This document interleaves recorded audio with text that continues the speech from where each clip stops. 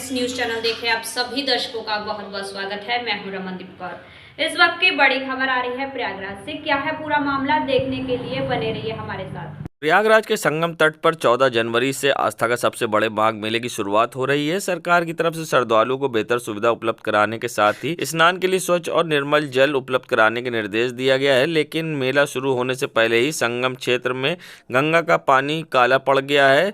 त्रिवेणी मार्ग पर से पहले ही बनाए गए पाटून पुल के पास घाट पर जल पूरी तरह से काला दिखाई दे रहा है। जल से दुर्गंध आ रही है, जिसके चलते दूर दराज से स्नान के लिए आए श्रद्धालुओं को काफी दिक्कत हो रही है। लोगों की माने तो कानपुर से फैक्ट्रियों से जो पानी आ रहा है उसके कारण ये गंगा का पानी काला हो गया है। मेला प्रभारी का कहना है कि जल की कमी के कारण जल काला पड़ गया और पीछे से पानी छोड़ा जा रहा है, जिससे गंगा का जल स्वच्छ हो जाएगा। वहीं भाजपा महानगर अध्यक्ष का दावा है कि गंगा का जल पहले से बेहतर है और पीछे से पानी छोड़ा गया है और जल्द ही गंगा का जल पर साधु श्रद्धालुओं को स्वच्छ मिलेगा। ये गंगा जी का पानी पहले तो साफ आ रहा था, अभी बीचन तो काफ़ी काला आने लगा है।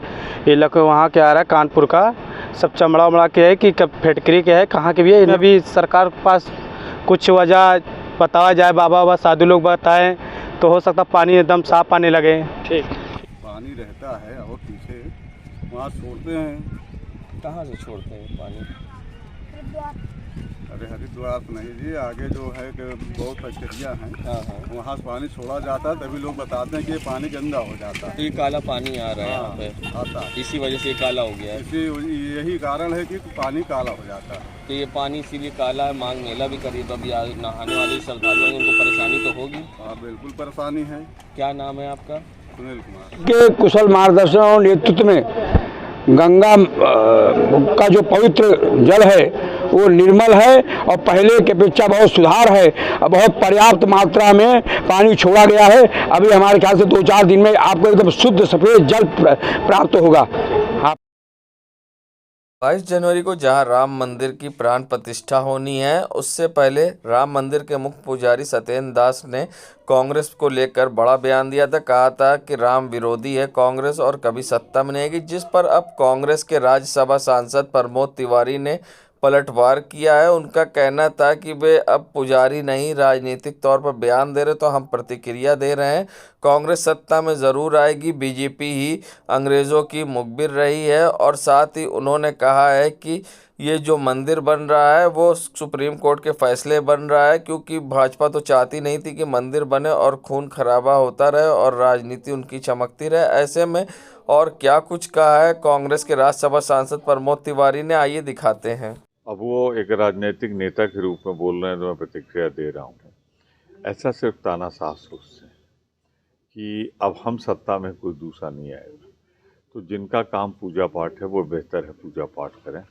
इसके बारे में बोल रहा हूँ, ज़रूर बोले, स्वतंत्र भारत है, लेकिन कांग्रेस पार्टी सत्ता में आएगी। कांग्रेस पार्टी ने जब देश आज़ाद कराया था तो भाजपा अंग्रेज़ों के साथ मिलकर उनकी मुखबिरी कर रही थी, तो कांग्रेस और भाजपा की तुलना नहीं हो सकती। और जो मंदिर बना है ये सुप्रीम कोर्ट के आदेश से बना है। भाजपा तो कभी मंदिर बनने नहीं देना चाहती थी, जिससे खून खराबा करके वो चुनाव में फ़ायदा उठा। अच्छा, कांग्रेस के शासनकाल में ही मंदिर का ताला तोला खोला गया था, लेकिन उसका कभी श्रेय कांग्रेस को नहीं मिला। देखिए, वो ताला खुला था, कोर्ट के आदेश इम्प्लीमेंट किया था। हमने राजनीति को हमेशा अलग रखा है। हम मानते हैं कि राजनीति अलग है और न्यायालय अलग है, मंदिर अलग है। तो मंदिर के निर्माण का हम भव्य बने इसका स्वागत करते हैं, लेकिन जिस तरह उसका राजनीतिक दुरुपयोग हो रहा है उसका विरोध करते हैं। संगम नगरी प्रयागराज में जहां आज जिला पंचायत सभागार में भाजपा के द्वारा एक कार्यक्रम का श्रद्धांजलि सभा का आयोजन किया गया। बता दें, जिसमें पश्चिम बंगाल के पूर्व राज्यपाल व उत्तर प्रदेश विधानसभा के पूर्व अध्यक्ष पंडित केसरीनाथ त्रिपाठी की प्रथम पुण्यतिथि पर यह श्रद्धांजलि का आयोजन किया गया था, जिसमें जिला पंचायत अध्यक्ष व भाजपा महानगर अध्यक्ष समेत सांसद केसरी देवी पटेल व अन्य विधायक और पार्टी के कार्यकर्ता मौजूद रहे। साथ ही इस मौके पर विश्व हिंदू परिषद के लोग भी शामिल हुए और उनको श्रद्धांजलि अर्पित की और उनकी तस्वीर पर माल्यार्पण और फूल पुष्पगुच्छ अर्पित किया। बता दें, जहां महानगर अध्यक्ष ने उनको श्रद्धांजलि दी, तो ऐसे में उनको याद करते हुए क्या कुछ कहा है, आइए दिखाते हैं। पंडित केशीनाथ त्रिपाठी जी प्रयागराज के गौरवशाली नेता थे। पूरे देश के बहुत बड़े अधिवक्ता के साथ साथ महान कवि भी थे, प्रखर वक्ता भी थे। उत्तर प्रदेश के विधानसभा के अध्यक्ष रहे, भारतीय जनता पार्टी के प्रदेश अध्यक्ष रहे, पश्चिम बंगाल और कई राज्यों के राज्यपाल रहे। जनसंघ के जमाने से लेकर के भारतीय जनता पार्टी की देश के ऊंचाई पर पहुंचाने में पंडित केशीनाथ त्रिपाठी का बहुत बड़ा योगदान रहा है। उन्होंने एक संगठनात्मक व्यवस्था को जितना चुस्त दुरुस्त और मजबूत किया और हजारों कार्यकर्ताओं के निर्माण में उनके जीवन का बहुत बड़ा त्याग था। ऐसे महान विभूति के जयंती के शुभ अवसर पर मैं उनके प्रति श्रद्धांजलि अर्पित करता हूं और भारतीय जनता पार्टी प्रयाग जनपद के हजारों कार्यकर्ता आज पंडित केशीनाथ त्रिपाठी जी के पुण्यतिथि पर श्रद्धांजलि अर्पित करने के लिए यहाँ उपस्थित है।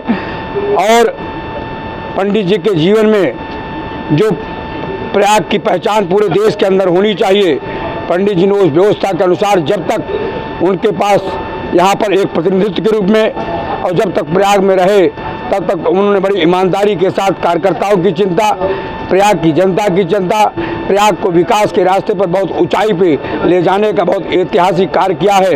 ऐसे महापुरुष को मैं आज उनके पुण्यतिथि पर विनम्र श्रद्धांजलि अर्पित करता हूं और ईश्वर से प्रार्थना करता हूं उनका आशीर्वाद हम सब सदैव सारे कार्यकर्ताओं को प्राप्त होता रहे। बहुत बहुत धन्यवाद। किस बानो मामले में जहां अब सुप्रीम कोर्ट का फैसला आया है, जिस पर अब गुजरात की सरकार पर कांग्रेस के सांसद प्रमोद तिवारी ने निशाना साधा है। साथ ही उन्होंने बड़ा बयान देते हुए बिल्किस बानो मामले में क्या कुछ कहा है और गुजरात सरकार को किस तरह से घेरा है और प्रधानमंत्री से क्या कुछ अपील की है। आइए दिखाते हैं आपको क्या कुछ कहना है सांसद प्रमोद तिवारी का इस पूरे मामले पर। तरह से बिल्किस बानो को लेकर फैसला आया है, इस पर क्या पहली प्रतिक्रिया है आपकी? गुजरात सरकार के खिलाफ ये जन्नाटेदार तमाचा है। जिस तरीके से एक अबला, एक महिला को जघन्य बर्बरतापूर्वक ढंग से बलात्कार सार्वजनिक रूप से किया था, उस दिन भारत माता शर्मिंदा हुई थी, नारी जाति शर्मिंदा हुई थी। उसके दोषियों को अपील न करके कि फांसी दी जाए, ससम्मान छोड़ दिया गया था। कुछ सजा के बाद फूलमाला पहनाया था भाजपा ने, उसको अपने विजय पर्व के रूप में माना था। तो मुझे सिर्फ इतना कहना है कि ये पूरी तरीके से सही फैसला है, उचित फैसला है। मैं इसका सम्मान करते हुए इतना ज़रूर कहना चाहता हूँ कि ये पूरी तरह से एक ऐतिहासिक फैसला है और गुजरात के मुख्यमंत्री को निर्देश दें भारत के प्रधानमंत्री कि वो क्षमा याचना करें और उनको बर्खास्त किया जाए या वो इस्तीफा। संगम नगरी प्रयागराज के कीड़गंज थाना क्षेत्र में बाई के बाग चौराहे के पास लल्लू टेंट के पास कीड़गंज कमिश्नरेट प्रयागराज अंतर्गत जहां एक हादसा हुआ है। गाड़ी अप्पे पलट गई है और ड्राइवर गाड़ी लेकर पलट गया है, जिसमें ड्राइवर घायल हुआ है। बता दें जहां मौके पर लोगों की भीड़ लग गई, अप्पे बुरी तरह से पलट गई, ड्राइवर गाड़ी के अंदर फंसा था। वहीं लोगों ने पहुंचकर ड्राइवर को गाड़ी से बाहर निकाला है। ड्राइवर को चोटें भी आई है। बता दें जहां एक गाड़ी अप्पे गुजर रही थी, अचानक अनियंत्रित होकर पलट गई, जिससे ड्राइवर को चोट आई है। कीड़गंज थाना क्षेत्र के बाई के बाग इलाके का मामला है, जहां अप्पे पलटने से ड्राइवर घायल हुआ है। घायल ड्राइवर को वहीं स्थानीय लोगों ने तत्काल पहुंचकर इलाज के लिए अस्पताल भेजा है। कीड़गंज थाना क्षेत्र के बाई के बाग में ये घटना हुई है। आप देख सकते हैं किस तरह से अप्पे सड़क पर पलट गई और लोगों की भीड़ लगी हुई है। वहीं घायल ड्राइवर को लोगों ने बचाव कार्य करते हुए बाहर निकाला और इलाज के लिए अस्पताल भेज दिया है। कीड़गंज का है मामला। देश दुनिया की खबरों के लिए world media times news channel को सब्सक्राइब करें।